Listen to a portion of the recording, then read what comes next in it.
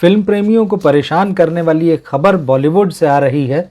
बॉलीवुड के शोमैन कहे जाने वाले डायरेक्टर सुभाष घई की तबीयत काफ़ी बिगड़ गई है और उनको अस्पताल में भर्ती कराया गया है। खबर ये बता रही है कि शनिवार को दिन में सुभाष घई की तबीयत अचानक बिगड़ गई। उनको बोलने में तकलीफ़ होने लगी, उनको मेमोरी लॉस की समस्या होने लगी।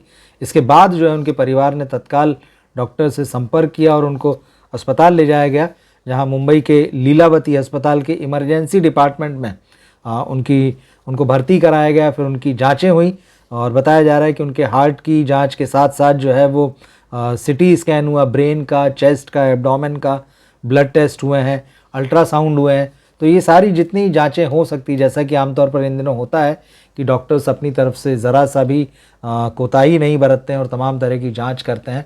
तो सुभाष घई साहब की सारी जांचें की गई है और बताया जा रहा है कि फ़िलहाल जो है उनको आईसीयू में रखा गया है। लेकिन डिटेल में भी ना तो उनके परिवार ने कोई बात कही है और ना ही डॉक्टर्स की तरफ से कोई ऑफिशियल बयान सामने आया है। लेकिन इस खबर के सामने आने के बाद में ख़ास तौर पे जो सुभाष घई के फैंस हैं, जो उनके सिनेमा के प्रशंसक हैं, वो जो है काफ़ी परेशान है।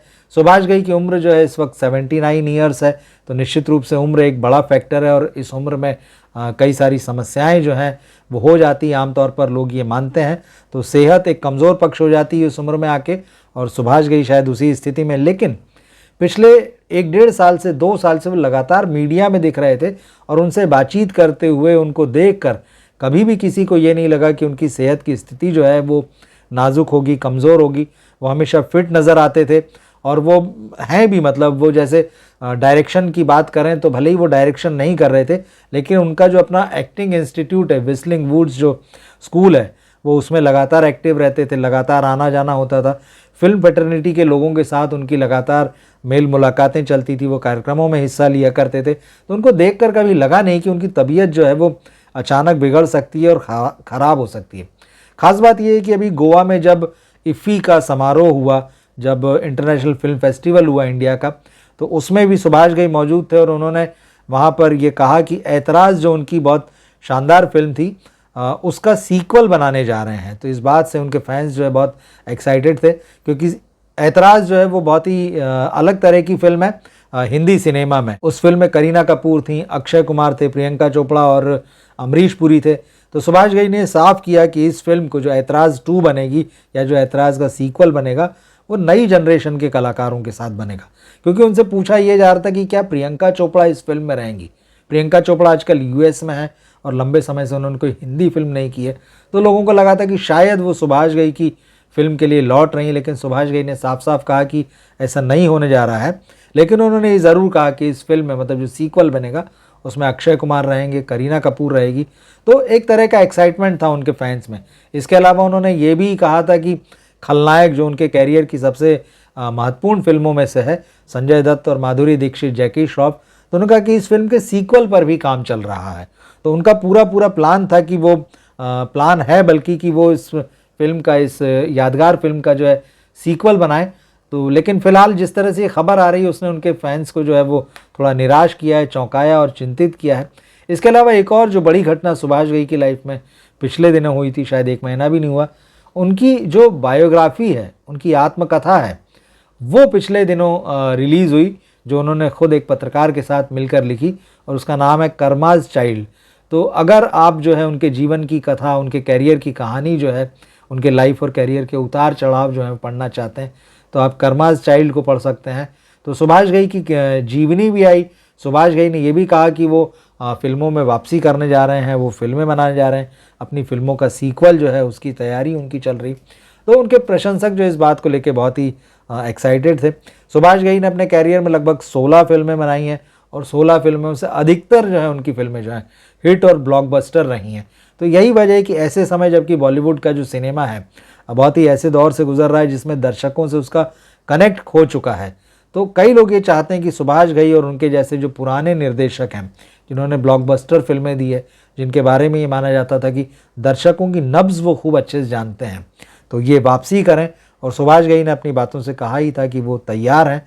हालांकि पिछले 1-2 साल पुराने उनके इंटरव्यू देखें तो उससे आपको पता चलता है कि वो नए दौर के सिनेमा से और नए दौर के जो एक्टर्स और स्टार्स जिस तरह से काम कर रहे हैं वो उससे बहुत निराश हैं। उन्होंने खुलकर अपनी निराशा हमेशा जाहिर की, अपनी नाराज़गी को जाहिर किया, लेकिन और ये भी कहा कि आज के दौर के एक्टर्स के साथ जिस तरह की वो शर्तें थोपते हैं या जिस तरह की उनकी मनमर्जी होती है, वो जिस तरह से सेट पर डिक्टेट करना चाहते हैं डायरेक्टर्स को, तो उन्होंने कहा कि इन लोगों के साथ काम करना मुश्किल है। लेकिन बावजूद इसके जैसे उन्होंने कहा कि मैं अपनी फिल्मों का सीक्वल लाने की तैयारी कर रहा हूँ, और उन्होंने साफ साफ कहा कि मैं नई जनरेशन के एक्टर्स के साथ काम करूँगा। सुभाष घई के बारे में हमेशा ये है कि उन्होंने अपनी फिल्मों में भी, जब वो नए थे तब भी उन्होंने कालीचरण बनाई शत्रुघ्न सिन्हा को लेकर, उस फिल्म में शत्रुघ्न सिन्हा के कैरियर को एक नई उड़ान दी थी। उन्होंने जैकी श्रॉफ जैसे नए एक्टर को अपनी फिल्म में मौका दिया था, हालांकि वो डेब्यू फिल्म नहीं थी। इसी तरह से मीनाक्षी शेषाद्री, इसी तरह से उन्होंने महिमा चौधरी, मनीषा कोइराला, विवेक मुशरान, कई नए लोगों को वो लगातार जो है वो इंट्रोड्यूस करते गए अपनी फिल्मों में। यही नहीं बल्कि दिलीप कुमार और राजकुमार जैसे जो दिग्गज थे, जो अपने टेम्परामेंट के लिए जो है वो याद किए जाते हैं, और अपने दौर में जो है दोनों के बारे में माना जाता था कि उनको साथ में लेकर आना किसी भी डायरेक्टर के लिए लगभग असंभव है। तो उस असंभव को जो है वो सुभाष घई ने संभव करके दिखाया था। दोनों को फिल्म सौदागर में लेकर आए थे। तो सुभाष घई का अपना एक बहुत बड़ा करिश्मा है, वो उनकी फिल्मों में दिखाई देता है। जो ब्लॉकबस्टर फिल्में उन्होंने दी हैं और उनकी फिल्मों का जो म्यूज़िक रहा है, तो सुभाष घई एक ऑलराउंडर जो होता है सिनेमा की दुनिया में, राइटर, डायरेक्टर, प्रोड्यूसर, म्यूज़िक के लेके जो उनके कान हैं जिसको आप कहें, वो ज़बरदस्त, मतलब वो अच्छे और बुरे को पहचानते हैं। तो उनकी फिल्मों का संगीत हमेशा ज़बरदस्त रहा है। तो जब ऐसे सुभाष घई के बारे में ये खबर आती है कि उनको बोलने में दिक्कत हो रही है, उनको मेमोरी लॉस हो रहा है, तो ये वाकई एक जो है झटका देने वाली खबर है। और इसके बाद में कई लोग थोड़ा इस बात को लेके भी परेशान हैं कि जो उन्होंने अनाउंसमेंट किए थे कि वो अपनी फिल्मों का सीक्वल बनाने की तैयारी कर रहे हैं, क्या वो पूरा हो सकेगा। हालांकि कुछ भी कहना अभी बहुत जल्दबाजी है। उनके फैंस जो हैं सोशल मीडिया में उनके स्वास्थ्य के लिए, उनकी बेहतरी के लिए, उनकी सेहत के लिए प्रार्थना कर रहे हैं। हम भी प्रार्थना करते हैं कि वो जल्दी ठीक हों और जल्दी ही वापस घर लौटें, और जिन फिल्मों की वो तैयारी कर रहे हैं उनमें लगें, वो फिल्में बनाएं। तो अब इस मामले में अभी तक ऑफिशियल अपडेट जैसा कि कुछ नहीं आया है, ना अस्पताल की तरफ से आया है, ना उनके फैमिली मेम्बर्स की तरफ से किसी तरह का अपडेट आया है।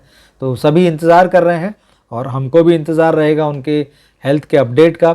तो फ़िलहाल तो यही ताज़ा खबर है, यही लेटेस्ट है कि सुभाष घई जो बॉलीवुड फिल्मों के सबसे बड़े शोमैन राज कपूर के बाद में जिनको हमेशा याद किया जाता रहा है, वो फ़िलहाल अस्पताल में है, आईसीयू में है, डॉक्टर्स की देखरेख में है। उनको जो है स्वास्थ्य में समस्या हुई, और जो समस्या बताई जा रही है वो ये है कि उनको बोलने में तकलीफ़ होना और उनका मेमोरी लॉस। तो ये गंभीर चीज़ें हैं। उनकी फैमिली निश्चित रूप से और उनके जो भी वेल विशर्स हैं बॉलीवुड में, सभी जो है उनकी सेहत की दुआएं मांग रहे हैं। तो सुभाष घई साहब को लेकर जो भी अपडेट होंगे उनको हम जल्दी ही आपके पास लेकर आएंगे। तब तक हम आपसे भी यही कहेंगे कि आप उनकी सेहत के लिए दुआ करें, हम भी दुआ करते हैं। मिलते हैं अगले वीडियो में फिर। नमस्कार।